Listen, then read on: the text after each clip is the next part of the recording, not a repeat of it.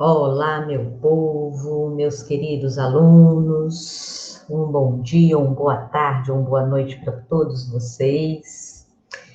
Então, nós estamos aqui hoje nesta aula, nessa primeira aula desta semana, para estar corrigindo com vocês as atividades da semana 3 do PET 3, sétimo ano, Geografia 2021.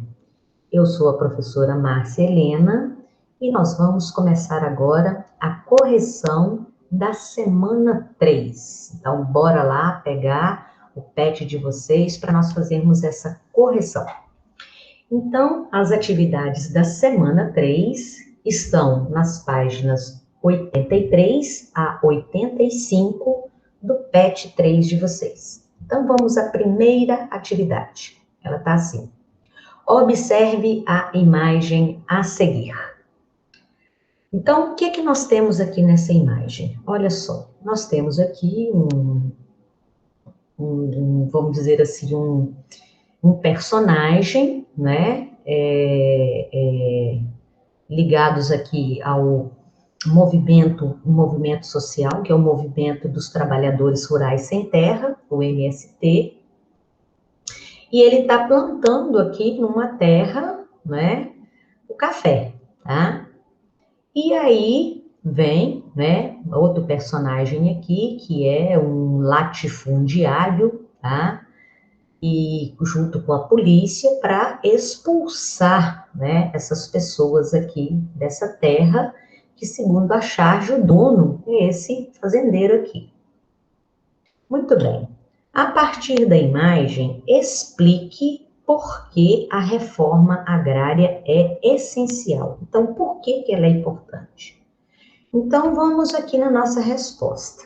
Então, a resposta diz o seguinte: a concentração fundiária, o que é a concentração fundiária? É muita terra nas mãos de poucas pessoas, que são, por exemplo, né, grandes fazendeiros, tá?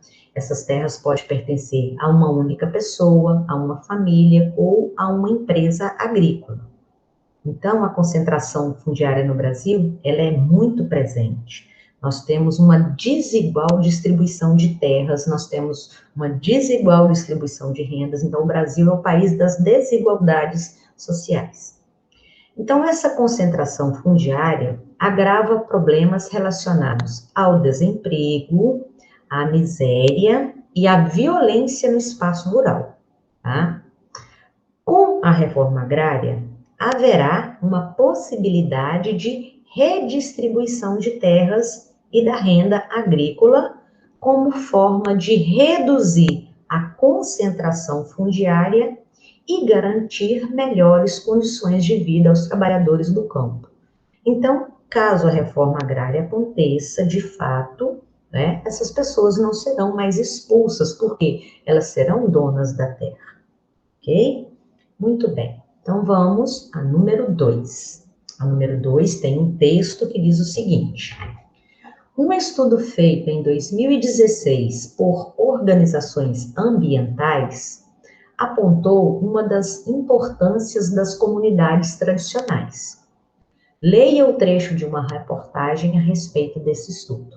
Então vamos à reportagem. Ela tem o seguinte título: qual o papel dos povos tradicionais da preservação? Então, primeiro, quem são os povos tradicionais? São aquelas populações de número menor, né, que vivem, elas dependem de um meio ambiente preservado para sobreviver. Então, quem são eles? Por exemplo, são os indígenas, os quilombolas, as populações ribeirinhas que vivem, né, às margens dos rios. Então, vamos ver o que esse estudo diz.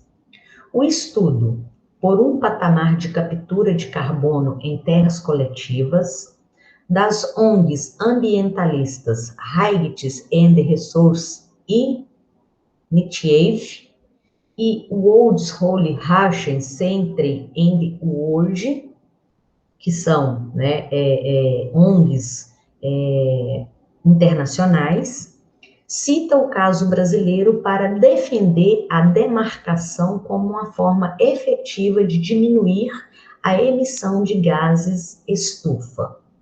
Segundo o trabalho, florestas sob posse de povos indígenas e outros grupos tradicionais no país emitem 27 vezes menos dióxido de carbono por desflorestamento ou desmatamento do que as que não estão sob controle de comunidades tradicionais. Então, o texto está falando o seguinte, vou parar aqui um pouquinho, que as áreas que são preservadas, né, que normalmente são terras indígenas, terras quilombolas ou de outras comunidades tradicionais, como eles desmatam menos e provocam menos queimadas, eles poluem menos o ar. Agora, as terras que estão nas mãos de fazendeiros, de latifundiários, de empresas agrícolas, como eles desmatam mais e queimam mais, eles poluem mais o meio ambiente. Então, vamos continuar o texto.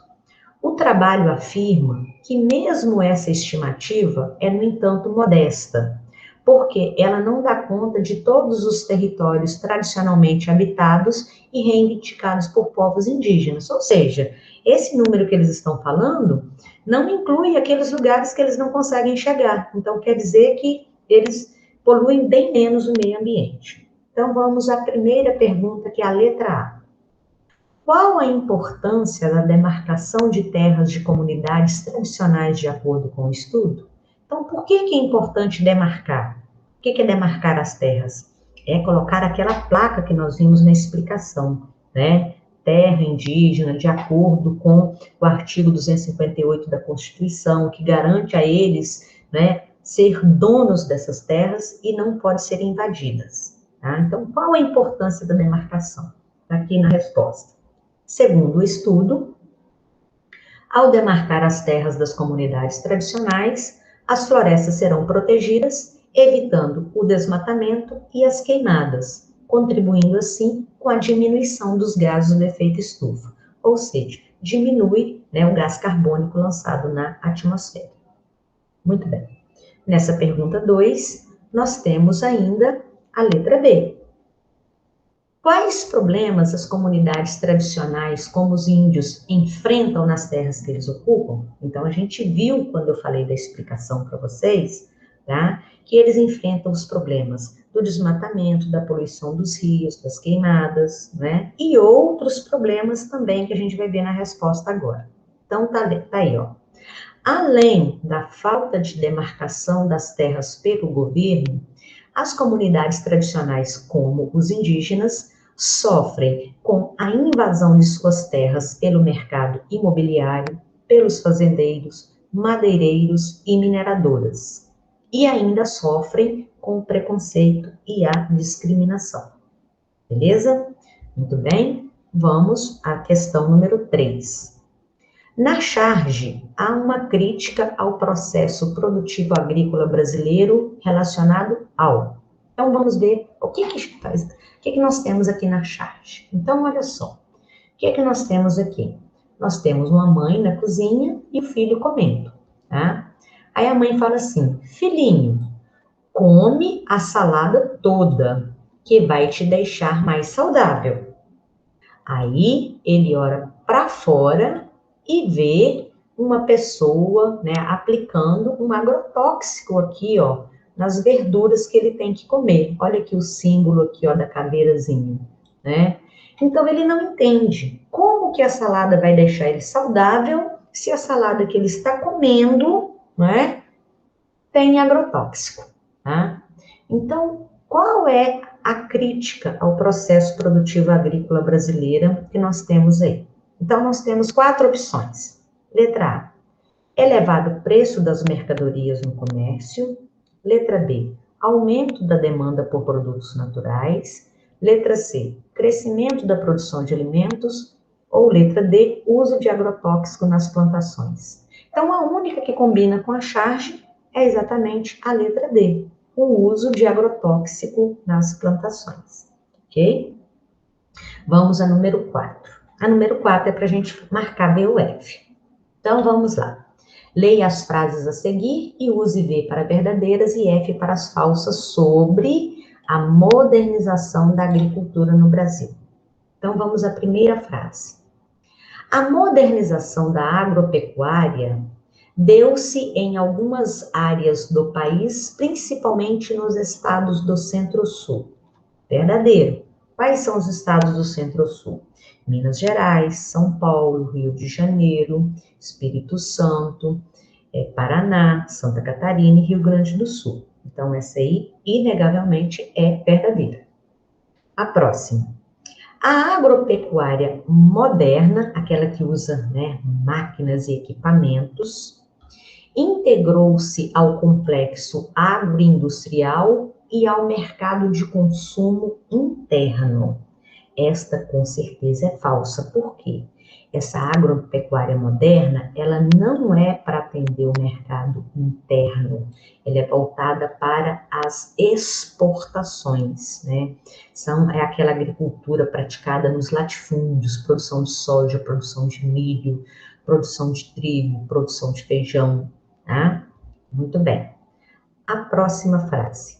Os médios e os pequenos agricultores, que são os minifúndios, encontram bastante dificuldade para se modernizarem, uma vez que a maior parte dos financiamentos para o setor agropecuária é destinada aos grandes produtores. Com certeza verdadeiro, tá? Então, máquinas e equipamentos é mais para grandes produtores latifundiários. A última. As transnacionais, quer dizer, as empresas multinacionais, as estrangeiras, estão presentes também nos setores de produção e distribuição de agrotóxicos, fertilizantes e adubos, sementes e sêmen manipulados geneticamente, entre outros. Com certeza, verdadeiro. Então, ó, quando, por exemplo, o agricultor vai comprar adubo, quando ele vai comprar fertilizante, quando ele vai comprar sementes selecionadas, as empresas que produzem são empresas estrangeiras, tá? Então, o que acontece? Essas empresas estrangeiras, elas estão diretamente envolvidas com isso daí. Então, também é verdadeiro essa última opção, tá?